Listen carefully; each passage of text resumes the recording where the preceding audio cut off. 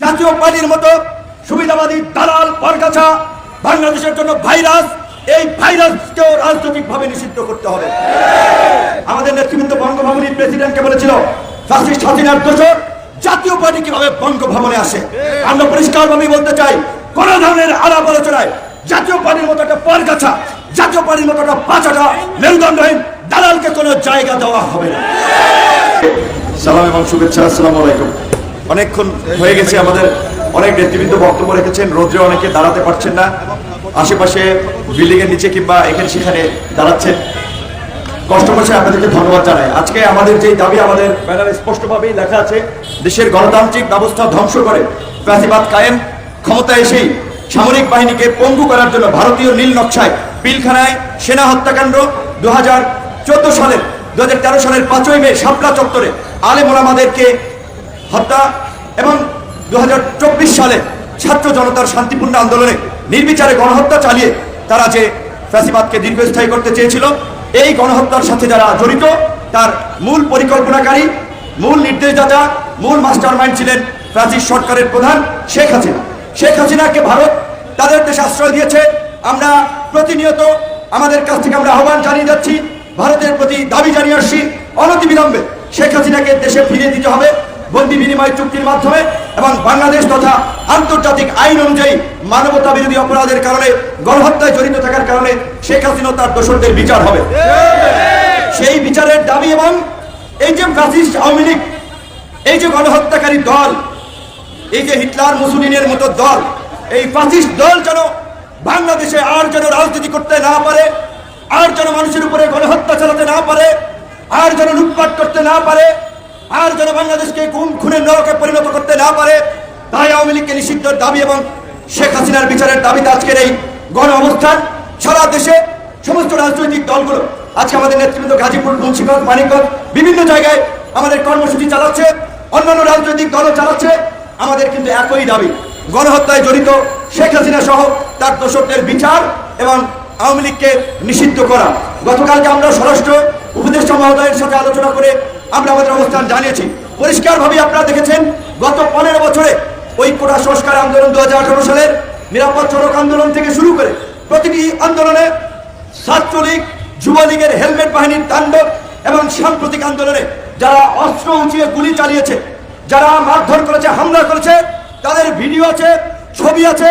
স্বরাষ্ট্র উপদেষ্টাকে আমরা বলেছি, ছবি দেখে, ভিডিও দেখে একটা একটা করে দ্রুত সময়ের মধ্যে গ্রেপ্তার করে বিচারের মুখোমুখি করবে। এবং একই সাথে আওয়ামী লীগকে নিষিদ্ধের পাশাপাশি আওয়ামী লীগের সন্ত্রাসী সংগঠন ছাত্রলীগ, যুবলীগকে নিষিদ্ধ করতে হবে। রাজনৈতিকভাবে আওয়ামী লীগকে নিষিদ্ধ করতে হলে নির্বাহী আদেশ কিংবা জনগণ করতে পারে। স্বরাষ্ট্র মন্ত্রণালয় থেকেও কিন্তু ছাত্রলীগ, যুবলীগকে সন্ত্রাসী কর্মকাণ্ডের জন্য চিহ্নিত করে তাদেরকে নিষিদ্ধ করা যায়। একই সাথে আমাদের ডায়াসপোরা কমিউনিটি যারা আন্তর্জাতিকভাবে মানবাধিকার গণতন্ত্রের পক্ষে, বাংলাদেশের জনগণের পক্ষে দীর্ঘ 15 বছর লড়াই করেছেন, তাদেরকে বলবো ইউরোপীয় ইউনিয়ন থেকে শুরু করে জাতিসংঘ, USA, UK সমস্ত সভ্য রাষ্ট্রগুলোর কাছে ছাত্রলীগ, যুবলীগের অপকর্মের বিভিন্ন ধরনের নিউজ এবং ভিডিও ডকুমেন্ট আকারে তাদের পররাষ্ট্র দপ্তরে জমা দিন। ছাত্রলীগ, যুবলীগের কোন সন্ত্রাসীকে যেন কোন রাষ্ট্র যেন ভিসা না দেয়। শেখ হাসিনা দিল্লিতে পালিয়েছে, কিন্তু কাউকে নিয়ে পালায় নাই, কাউকে তার প্লেনে জায়গা হয় নাই। এই ভবিষ্যৎবাণী কিন্তু আমরা গত 4-5 বছর ধরে করে আসছিলাম যে আফগানিস্তানের মতো প্লেনের চাকা ধরেও পালানোর সুযোগ পাবেন না। আফসোস, তারা শুনে নাই।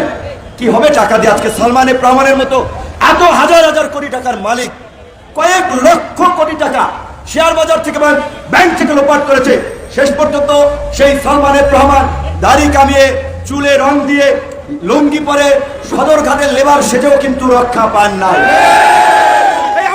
সন্ত্রাসীরা হুঁশিয়ার সাবধান, শেখ হাসিনার সন্ত্রাসীরা হুঁশিয়ার সাবধান, আওয়ামী লীগের সন্ত্রাসীরা হুঁশিয়ার সাবধান, বিপিনুর ভয় নাই, এই রাজপথে ছাড়ি নাই। সালমানের প্রমাণ পায় নাই, দুর্দান্ত প্রতাপশালী আইনমন্ত্রী পায় নাই, ডিজিটাল ক্র্যাকডাউন চালানো জুনায়েদ আহমেদ পলকরা পায় নাই, কেউ রেহাই পাবে না। যে যেই গর্তে লুকিয়ে থাকেন সবাইকে গর্ত থেকে বের করা হবে। স্বরাষ্ট্র উপদেষ্টার সাথে আমরা পরিষ্কারভাবে বলেছি, কাওয়া কাদের থেকে শুরু করে আওয়ামী লীগের এমপি মন্ত্রী, বিভিন্ন জেলা উপজেলার সভাপতি, সেক্রেটারি সহ দায়িত্বশীল নেতৃবৃন্দ যারা এই সন্ত্রাসী কর্মকাণ্ড করেছে, ভোট ডাকাতি থেকে শুরু করে অর্থ পাচার, লুটপাট এবং জনগণের উপরে নির্যাতন নিপীড়ন করেছে, তালিকা করে তাদেরকে গ্রেপ্তার করতে হবে। গণতন্ত্রে ভিন্নমত থাকবে, বহুমত থাকবে, এটাই স্বাভাবিক। কিন্তু আওয়ামী লীগ নিষিদ্ধ হওয়া মানেই ভিন্নমত নিষিদ্ধ হওয়া নয়। এই গত নির্বাচনেও ৬২টি রাজনৈতিক দল নির্বাচন প্রত্যাখ্যান করেছে। আওয়ামী লীগের সাজানো পাথরে নির্বাচনে যায় নাই, শুধুমাত্র আওয়ামী লীগের দোসররাই এই নির্বাচনে গিয়েছে। আমাদের নেতৃবৃন্দ পরিষ্কারভাবেই বলেছে, জাতীয় পার্টির মতো সুবিধাবাদী দালাল বরগাছা বাংলাদেশের জন্য ভাইরাস, এই ভাইরাসকেও রাজনৈতিকভাবে নিষিদ্ধ করতে হবে। আমাদের নেতৃবৃন্দ বঙ্গভবনের প্রেসিডেন্টকে বলেছিল, ফ্যাসিস্ট হাসিনার দোসর জাতীয় পার্টি কিভাবে বঙ্গভবনে আসে। আমরা পরিষ্কারভাবেই বলতে চাই, কোন ধরনের আলাপ আলোচনায় জাতীয় পার্টির মতো একটা বরগাছা, জাতীয় পার্টির মতো একটা পাঁচাটা মেরুদণ্ডহীন দালালকে কোনো জায়গা দেওয়া হবে না।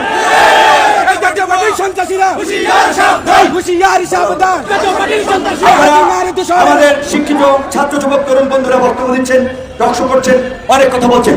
কিছু কথা আপনাদেরকে একটু ওই কথার গ্রাউন্ড বুঝতে হবে এবং সেই অনুযায়ী কথা বলতে হবে। এই যে সালমান এফ রহমান কিংবা আনিসুল হকদেরকে গ্রেপ্তার করা হচ্ছে, ধানমন্ডি একটি হত্যাকাণ্ড। ধানমন্ডির এরকম হত্যাকাণ্ড মানে অদৃশ্য কিংবা প্রমাণ নাই, এই সমস্ত মামলায় তাদেরকে কিন্তু সাজা দেওয়া ডিফিকাল্ট হবে। তখন কিন্তু আইনের ফাঁক ফোকর দিয়ে তারা বেরিয়ে যাবে। কাজেই গত সরকার যেটা করেছিল, গায়েবী মামলা, ভিত্তিহীন মামলা নয়, সুস্পষ্ট তথ্য প্রমাণ এবং অভিযোগের ভিত্তিতেই যেন তাদের বিরুদ্ধে মামলা দেওয়া হয়, আমরা সেই আহ্বান জানাচ্ছি।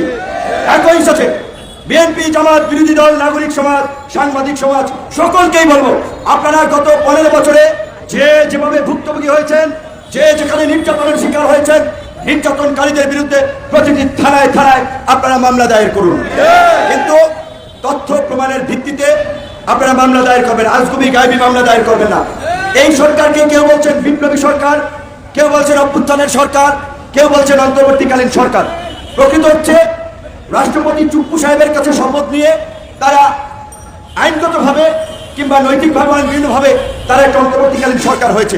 এটা বিপ্লবী সরকার নয়, তাহলে প্রেসিডেন্টের কাছে শপথ নিত না।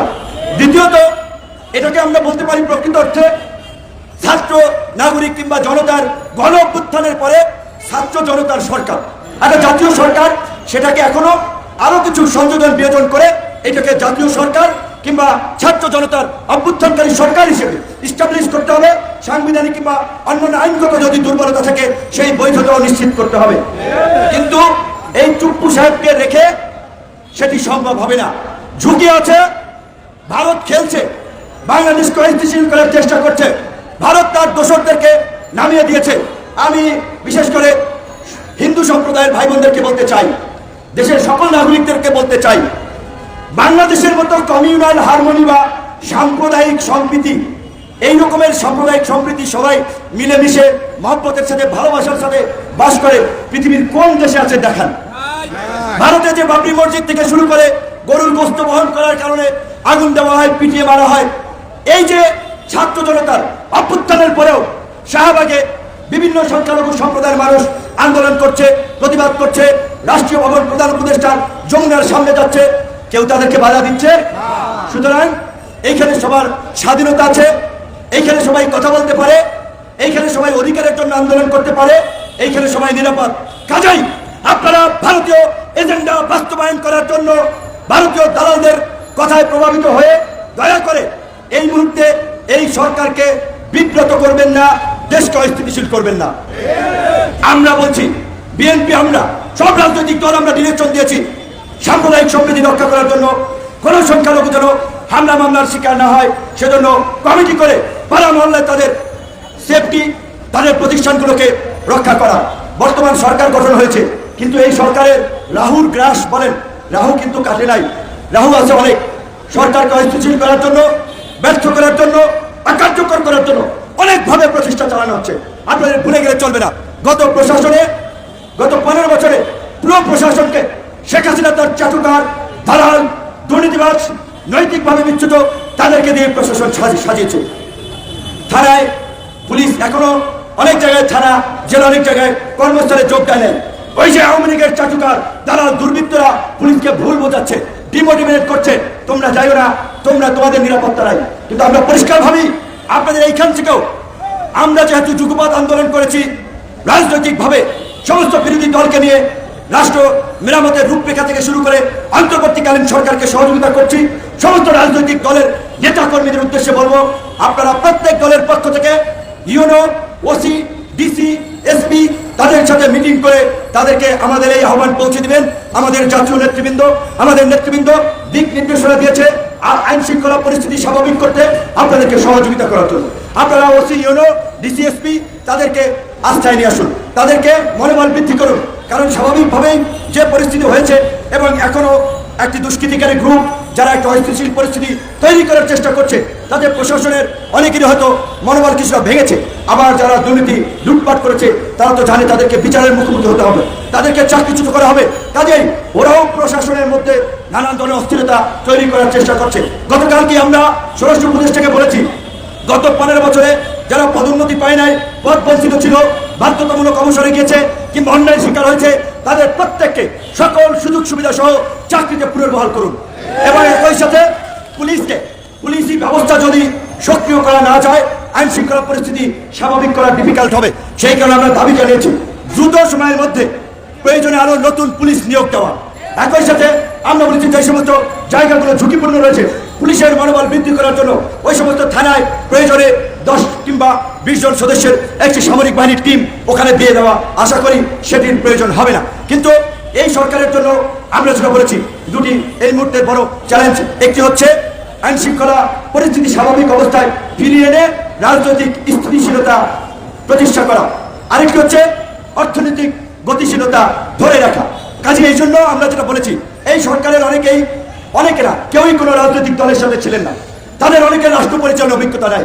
কাজে আমরা তাদেরকে এখানে বসিয়েছি, তারা আমাদের মনোনীত সরকার, সুতরাং তাদেরকে সব ধরনের সহযোগিতা আমাদেরকে করতে হবে।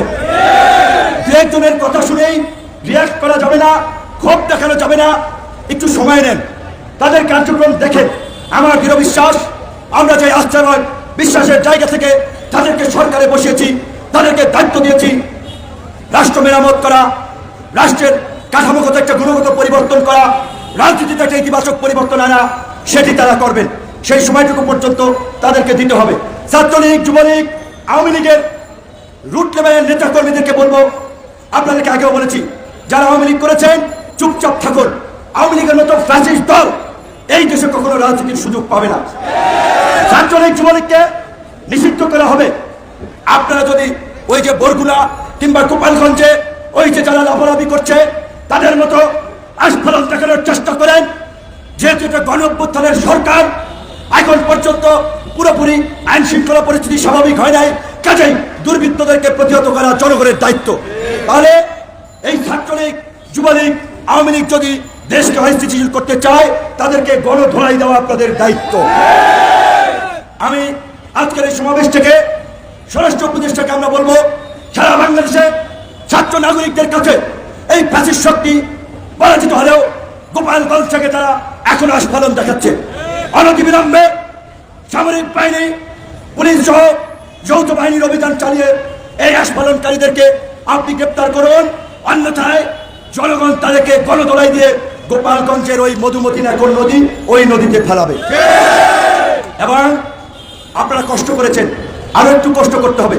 এই আন্দোলন শুধুমাত্র বিশ্ববিদ্যালয়ের ছাত্ররা করে নাই, কলেজের ছাত্ররা করে নাই, স্কুল, কলেজ, বিশ্ববিদ্যালয়, মাদ্রাসার ছাত্র, শিক্ষক, সাংবাদিক, নাগরিক সমাজ, রাজনৈতিক দল, সর্বস্তরের জনগণ যখন এই আন্দোলনকে সমর্থন দিয়েছে, অংশগ্রহণ করেছে, তখনই কিন্তু গণ অভ্যুত্থান হয়েছে। এমনকি আমরা একজন তরুণ নেতা হিসেবে অবশ্যই তরুণদের প্রতি আমাদের বিশেষ সব কর্নার ভালোবাসা আছে। ঢাকা মেডিকেলে যান, বিভিন্ন মেডিকেলে যারা চিকিৎসার ইচ্ছে যান, যারা এর কাজ করে, সবজি বেচে, হকার, ভ্যানওয়ালা, রিক্সাওয়ালা, এমনকি মারাও যারা গেছে, অনেকেই একেবারে নিতান্ত খেটে খাওয়া সাধারণ মানুষ। কাজে আমি জানি না স্বাস্থ্য উপদেষ্টা মহোদয় যে নির্দেশ দিয়েছেন আহত এবং নিহতদের তালিকা তৈরি করা, এখনো সেটি হয়েছে কিনা, না হয়ে থাকলে আমি অনুরোধ জানাবো আগামী 7 দিনের মধ্যে আহত এবং নিহতদের তালিকা তৈরি করে নিহতদের পরিবারকে 1 কোটি টাকা করে আর্থিক ক্ষতিপূরণ এবং আহতদের পরিবারকে চিকিৎসার জন্য যথাযথ ক্ষতিপূরণ যাদের এখনো চিকিৎসার প্রয়োজন, আমার বিশ্বাস বাংলাদেশের চিকিৎসা সম্ভব। আর যদি সেটি না হয় তাহলে দেশের বাইরে পাঠানোর উদ্যোগ নেবেন। আজকের যে বাংলাদেশের এই বিপ্লব গণঅভ্যুত্থান পরবর্তী পরিস্থিতি, এই পরিস্থিতিতে আমাদের বিশ্রাম নেওয়ার, সন্তুষ্টির ঢেকুর তোলার সুযোগ নাই যতক্ষণ পর্যন্ত না একটি নতুন রাজনৈতিক বন্দোবস্ত, নতুন সংবিধান, একটি নতুন রাজনীতি প্রতিষ্ঠা না হয়। কাজেই পাড়া মহল্লায় আপনারা মানুষকে আন্দোলনের মতোই রাজনৈতিকভাবে সচেতন করতে হবে এবং যারা এই অভ্যুত্থানের সুযোগ নিয়ে ইতিমধ্যেই নব্য দখলদারের ভূমিকায় অবতীর্ণ হয়েছে, মানুষের গরু নিয়ে যাচ্ছে, মানুষের পুকুর ঘের থেকে মাছ নিয়ে যাচ্ছে, মানুষের ঘরবাড়ি দখল করছে, জমি দখল করছে, এক সাইনবোর্ড পাল্টাইয়া আর এক সাইনবোর্ড দিচ্ছে। সে যেই দলের হোক, যত বড় নেতা হোক, সবাই মিলে এই নব্য দখলদারদেরকেও আওয়ামী দখলদারদের মতো পরাজিত করতে হবে। যেহেতু আমাদের নেতৃবৃন্দ বলেছে আপনারা কষ্ট করেছেন, আরেকটু কষ্ট করার জন্য বলেছে যে একটি গণ অবস্থান পরবর্তী একটি সংক্ষিপ্ত গণমিছিল কর্মসূচির, সেই মিছিল আমরা এখন অল্প সময়ের জন্য করে আমাদের প্রোগ্রাম শেষ করতে চাই। আমরা যেটা বলেছি, আমাদের স্লোগান লাস্ট প্রোগ্রামে কিন্তু আমরা বলেছিলাম, রাজনৈতিক দলীয় স্লোগানের চেয়ে এখন আমাদের দরকার জাতীয় ঐক্য, জাতীয় সংহতি এবং সম্প্রীতি। তাই আমাদের এখনকার স্লোগান হচ্ছে সবার আগে বাংলাদেশ, সবাই মিলে গর্বদেশ। সবার আগে বাংলাদেশ, সবাই মিলে গর্বদেশ। সবার আগে বাংলাদেশ, সবাই মিলে গর্বদেশ। জনতার অধিকার, আমাদের অঙ্গীকার। দেশ হবে জনতার, আমাদের অঙ্গীকার। দেশ হবে জনতার, জনতার অধিকার, আমাদের অঙ্গীকার। সবার আগে বাংলাদেশ, সবাই মিলে গর্বদেশ। দেশ করতে অর্থনীতির চাকাকে সচল করার জন্য প্রবাসী ভাইদের বিশেষ সহযোগিতা প্রয়োজন। কাজেই আপনারা বৈধ পথে রেমিটেন্স পাঠাবেন। আপনার এলাকার যে শিল্প কারখানাগুলো, সেটা 4 শিল্প কারখানা হোক, সেটি যেন আক্রান্ত না হয়। আপনারা শিল্প কারখানার মালিককে সহযোগিতা করবেন। কেউ যদি অপরাধ করে থাকে আইনগতভাবে তার বিচার হবে, কিন্তু কোনো মিল কারখানায় হামলা করা, মালিক পক্ষকে বের করে দেওয়া, এই ধরনের দুর্বৃত্তপনা করার অধিকার কারো নাই।